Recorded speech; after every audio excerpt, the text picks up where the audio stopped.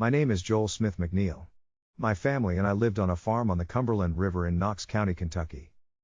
I died January 26, 1931, leaving my wife, Gertie Pope McNeil, alone with 9 children to raise. Losing my beloved husband was very difficult. It was a time when the world was in a state of upheaval. The United States had just entered a severe depression. People were suffering, many were homeless, and food was a scarcity. Because we lived on a farm and not in the city, things were better for us. We had a cow, so we had milk, cream and butter. We had chickens to eat and eggs. We managed to raise a pig every year, which we butchered and smoked in our own smokehouse. We lived on the Cumberland River. My children loved to fish and were good fishermen. I could always count on them to get something for us to eat. There were bullfrogs in the pond, so a special treat was frogs' legs.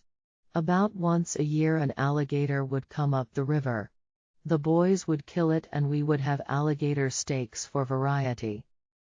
My older sons were great hunters. Letcher won so many shooting competitions that he was not allowed to participate anymore. The boys could get deer, rabbits, possums, raccoons and other wildlife in the wilderness areas around the farm. We had fruit trees and berry bushes. Blackberries grew wild around the farm. We grew a large garden which not only provided fresh produce during the summer, but I would can it and save it for the lean times in the winter. It was still a difficult time, but with everyone helping we managed. My children were good helpers and obedient, but some were little willful. Mabel was a handful. She managed to get in trouble more than any of the other children, and her younger sister Ernetta was a willing participant in Mabel's schemes. I'm Mabel. Arnetta and me got in trouble about the garden. One spring day Mama sent me and Arnetta out to plant beans in the garden. I wanted to go hunt for pollywogs in the pond and not plant beans. I saw an old dead log laying at the edge of the garden, and that gave me an idea.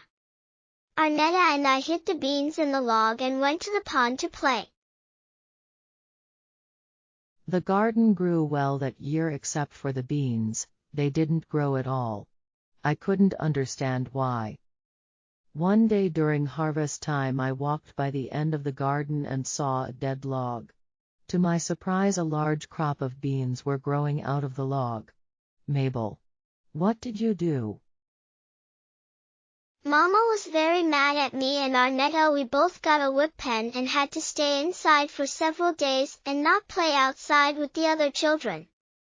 She said she wanted us to learn to be obedient. I could always depend on Mabel to think of something. But I have admit that year we had one of the best crops of beans we had ever had.